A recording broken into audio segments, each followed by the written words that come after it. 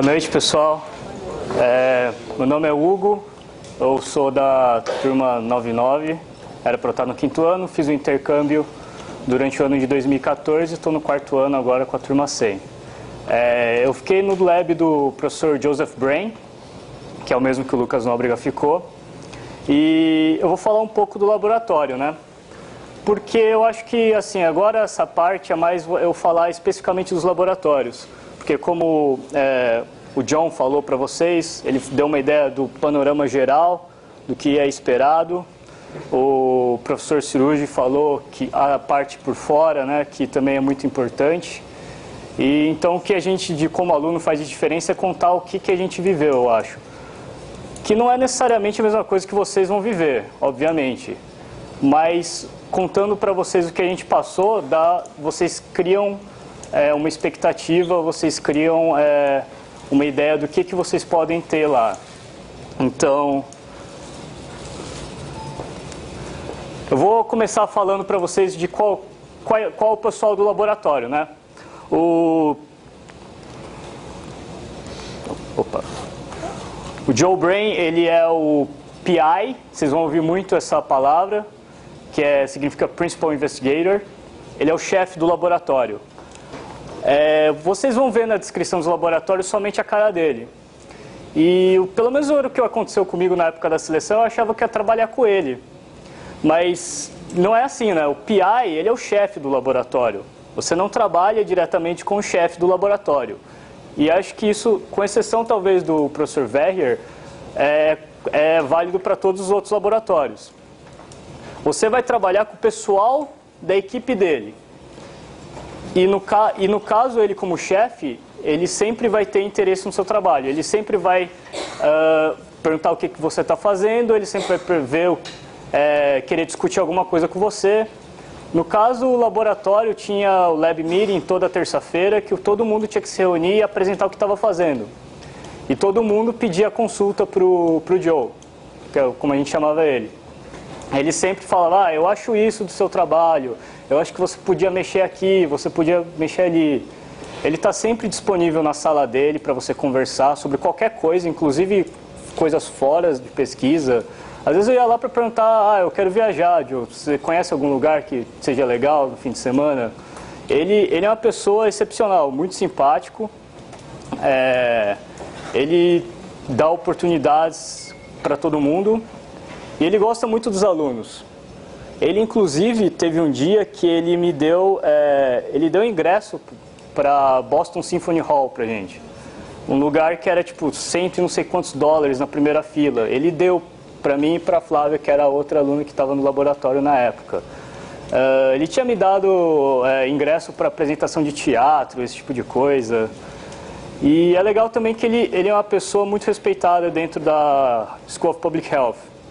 Ele já é bem idoso, eu não mostrei a foto, mas ele tem já por volta dos seus 70 e poucos anos, quase 80. Ele foi chefe do departamento e daí ele teve que se aposentar, né? Aposentadoria compulsória. E ele tem esses títulos que são importantes lá, que é SSUK Philip Drinker Professor, que é um negócio foda lá para eles. E, bom, falar para vocês do resto do laboratório, né? Aqui está meio que por ordem de hierarquia. Segundo na linha de sucessão, digamos assim, é o Ramon. Ramon também é um cara muito disponível, muito bacana. O Ramon, ele ainda trabalha bastante com projeto. Vocês podem ter projetos trabalhando diretamente com o Ramon. Eu, no começo do ano, quando eu entrei, eu tive. Mas ele já está naquela fase saindo um pouco, meio que tomando a posição do Joe agora. O Ramon, ele é formado em medicina veterinária. Ele manja muito de cirurgia em animais de pequeno porte e procedimentos. Eu aprendi muito com ele. Aprendi a fazer toracotomia, retirada do pulmão completa do rato, que a gente fazia umas pesquisas com isso. E, bom, é isso. Tem o Thomas Donaghy, ou Tom, que ele é biólogo. Ele é o cara que é o cara da estatística do lab. Ele manja muito de estatística. E vocês vocês podem pedir qualquer ajuda, ele também é uma pessoa super disponível, muito alegre, muito feliz sempre. E, assim, é esperado. Acho que a galera que não curte, quem está no primeiro ano ainda não sabe, mas tem uma matéria no segundo ano chamada Métodos, que vocês não vão gostar. Mas na pesquisa é esperado que vocês saibam. Porque você vai para um intercâmbio de pesquisa, você tem que saber o processo inteiro, que nem o John falou. E chega na hora dos dados, e na hora dos dados você tem que saber métodos. Que eles não vão... Você não vai chegar e dar os seus dados para o Tom e falar, faz aí. Entendeu? Porra, você é estudante, você vai mandar o cara fazer para você. Você pode pedir ajuda para ele, claro. Ele vai te mostrar como faz, mas é esperado que você consiga fazer um teste T, pelo menos, né? Fazer lá sei lá, Kruskal-Wallis, esqui quadrado, etc. Depois tem o pessoal que são os pós-doutorados, né? Que é a Jamie, a Krista e o Nagarjan. Eles são quem mais assessoram os alunos, porque eles estão na fase de pós-doutorado, então o laboratório espera que eles ajudem muito mais os alunos. Então essas são as 3 pessoas que talvez vocês tenham um contato muito mais frequente, tá? A Krista, ela é formada em biologia celular, então ela mexe mais com cultura de células, e o Nagarjan, ele é formado em medicina veterinária também, e ele mexe muito mais com experimentos em animais, que nem eu tinha falado do Ramon. Como acho que vocês devem ter percebido, o Nagarjan, ele é indiano. E é uma coisa interessante até que vocês vão para os Estados Unidos, vocês não vão ver só o inglês do americano. Vocês vão ver gente falando inglês, que é interessante você perceber, tentar entender. Por exemplo, o inglês de um indiano, eles têm um sotaque bem forte, então às vezes é complicado você compreender. Vocês vão ver muito japonês também, chinês. Chinês, nossa, é impossível entender o que chinês fala quando fala inglês. Mas é coisas do dia a dia, né? Mas no meu caso, além do laboratório do Joe, eu trabalhei num laboratório associado também, que era o laboratório do Rama, ou que a gente chamava ele de Rama, o nome dele é Ramaswamy Krishnan, que ficava no Beth Israel, que era um hospital associado a Harvard. É para vocês verem que vocês vão para um laboratório, mas, por exemplo, o Joe tinha amigos. Então eu poderia trabalhar com pessoas, se eu mostrasse interesse, se eu mostrasse iniciativa, eu poderia pegar um projeto que estivesse relacionado com uma dessas pessoas, num projeto relacionado entre os laboratórios.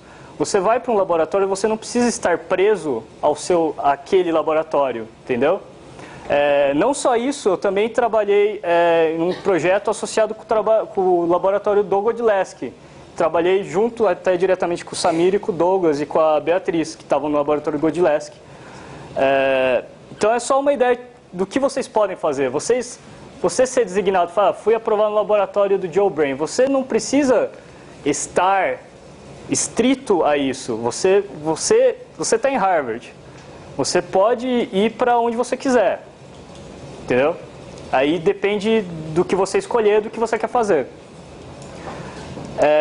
Acho que a ideia mais importante aqui, no caso, é mostrar a parte mais acadêmica. Então eu vou meio que falar do projeto que eu fiz. Porque as pessoas chegam e falam, eu vou ter um projeto designado para mim, eu vou ter que criar meu próprio projeto do nada, eu vou entrar no projeto de um pós-doc, não sei, pode ser qualquer uma dessas possibilidades.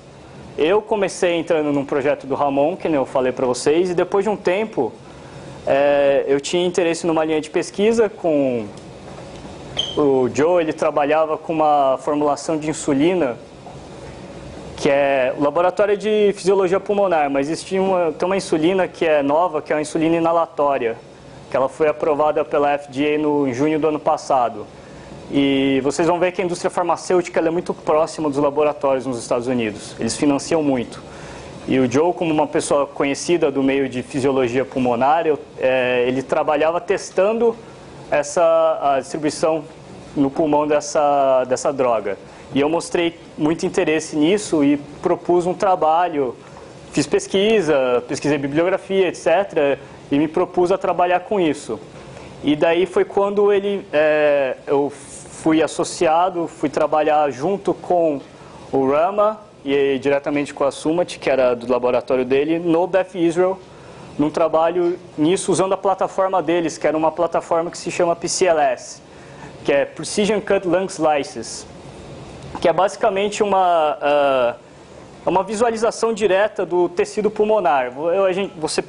Eu pegava o rato, inflava o pulmão dele com a garose e depois ele passava eu fazia cortes precisos de 20 micrômetros, etc., e colocava num microscópio de tempo real. E no caso, as pessoas utilizavam vários tipos de drogas, eles utilizavam broncoconstritor, broncodilatador, e viam a resposta em tempo real dos vasos e dos bronquíolos. Eu me propus a fazer isso com a insulina, foi o trabalho que eu desenvolvi nesse laboratório. E, fora isso, o laboratório que eu fiz com o John Godleski seguia também essa mesma ideia, só que mais para um lado fisiológico. Eu trabalhava com animais que eram implantados com um radiotelemeter, que é um radiotransmissor, no caso, que ele ficava nessa plataforma aqui do desenho. Não tem laser isso aqui, né? Ele ficava nessa plataforma que colhia eletrocardiograma e ele ficava numa câmara que era um plexmógrafo, então ele via volumes pulmonares, fração inspirada de primeiro segundo, esse tipo de coisa.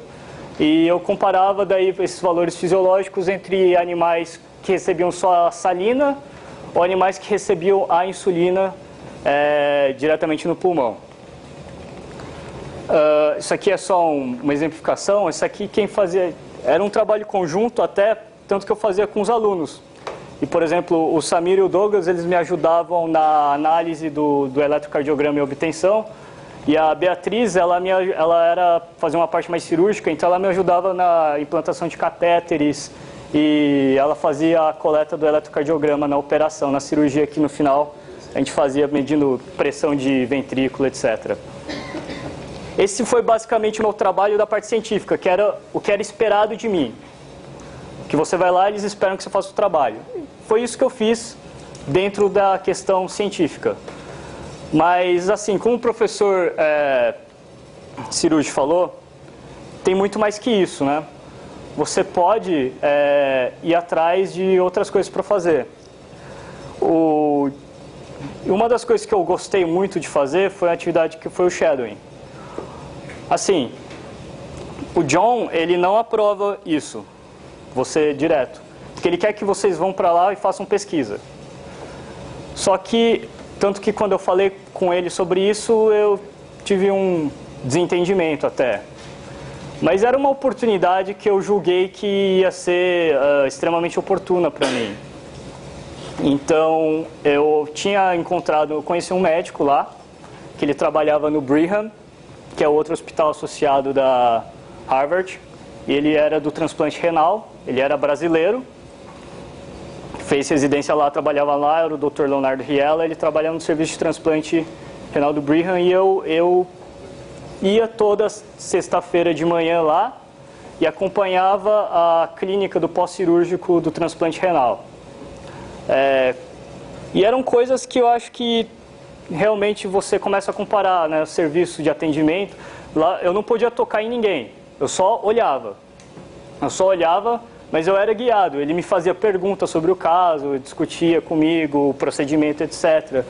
Que eu achei bastante legal, eu gostava muito.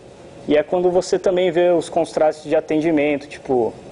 Aqui, se vocês virem no HC, vocês vão ver que a maior indicação de transplante para o renal é quando você tem a hipertensão ou diabetes descompensado, não tratado num nível absurdo, a pessoa entra em diálise e depois de um tempo precisa transplantar. Nos Estados Unidos, eu não vi nenhum paciente que chegou a esse ponto. Que aí você começa a pensar, pô, eles não deixam a diabetes chegar a descompensar, eles não deixam a hipertensão chegar a descompensar. Você via casos que eram autoimunes, por exemplo, síndrome de Goode-Pasteur, deposição de imunoglobulina, e esse tipo de coisa era coisa que eu só tinha visto até em livro de patologia. Então foi um contraste que eu achei bastante legal, bastante interessante. Fora isso, você tem a carteira de estudante, então você tem acesso a todas as palestras que estão ocorrendo no campus. Tinha uma série de palestras que eu acompanhei que começaram no meio do ano, que era muito interessante, porque Harvard é um lugar que atrai muita gente. Então, teve uma série de palestras com ministros da saúde do mundo todo. E cada semana ia um ministro da saúde do Dubai, ministro da saúde da China. E, por exemplo, outro tipo de coisa por fora, que também é relacionado à parte acadêmica, que vocês vão ter a oportunidade de fazer se vocês tiverem interesse. E, lógico, as lab meetings, que na verdade faziam parte da programação do laboratório e tal.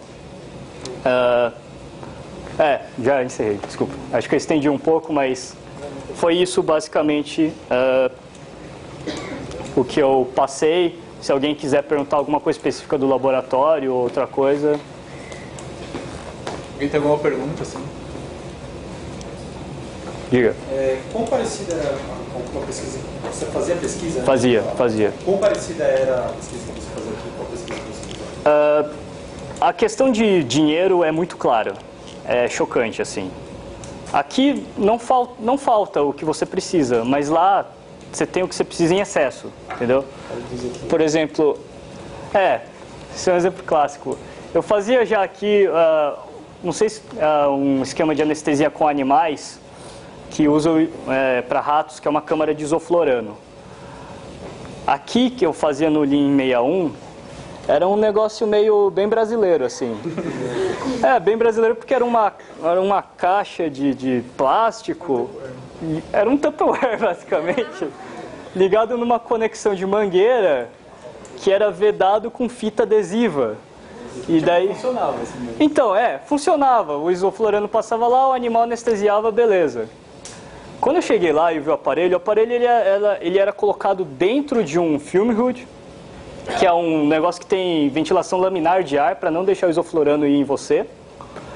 Era um equipamento totalmente especializado de vidro, com a conexão certa. Então esse tipo de coisa chama atenção, sabe? Os dois são funcionais, os dois são, mas é como se fosse uma pesquisa um pouco mais luxuosa. Aqui, por exemplo, também no Lean 61, eu vinha muito a questão de, a gente pode fazer isso, e daí entrava a questão assim, não sei se dá, vai ter que pedir dinheiro para a faculdade, vai ter que pedir dinheiro para não sei quem, talvez não dê para fazer esse tipo de coisa. Lá isso não entra em questão, assim, preciso fazer isso. O Tom, ele era o cara que fazia as encomendas, então você fala, Tom, eu queria comprar esse negócio aqui.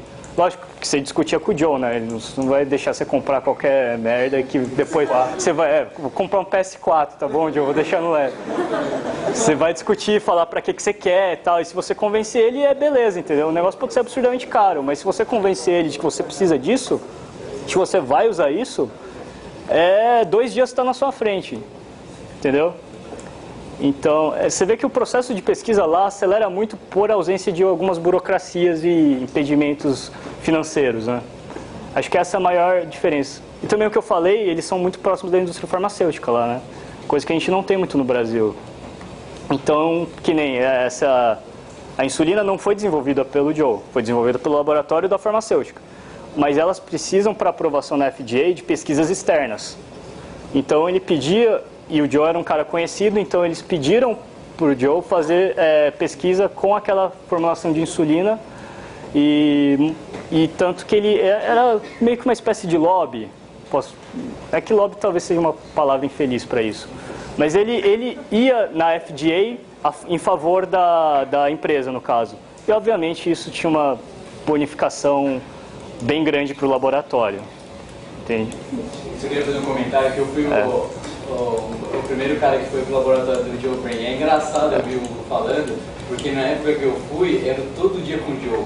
Era todo dia? Era todo dia, eu passava na sala do Joe, fazia pesquisa com ele. Então ele era era como se ele fosse o Ramadã, acho que foi, ou alguns outros foi pra você, né? Já tinha os outros, mas era pra mim. Então isso é importante porque ele falou que de um ano para outro muda muito. Então é sempre esse conceito. Agora uma coisa que sempre me atraiu no Joe, e eu pude escolher entre vários. Não sei se você pegou isso. mas foi muito forte, foi a questão de oportunidades que o Joe me deu. Sim. Dentro de carta de recomendação, fiz curso fora em outras universidades. Como ele era um cara conhecido, então a gente fazia pesquisa com uma empresa, a Pfizer que faz esse negócio aí, eu não fazia na época, né, da insulina. Esse da Pfizer, ele saiu do mercado, é uma outra empresa. Então, mas aí os caras já ligam lá e falam, vamos falar com o cara da Pfizer, vamos falar com o cara da Boston, colocar você, não era ele, ele me colocava para falar com o cara lá, então não sei se você percebeu isso também, mas acho que esse era um grande diferencial, que o Joe é um cara que dá muita oportunidade e te coloca na... Isso é verdade, até queria contar um caso que não falei, tinha esses ministros da saúde que vinham visitar Harvard, e o ministro da saúde da Suíça, o Dr. Thomas Eltner, ele foi aluno do Joe Brain no laboratório dele. Então, quando ele veio palestrar na Harvard, ele chamou eu e a Flávia para jantar com o Thomas Eltner. A gente foi apresentado diretamente, pessoalmente, para o ministro da saúde da Suíça. Então, é o tipo de coisa que não é normal no Brasil, entendeu? E lá você tem esse tipo de chance, que é bem bacana.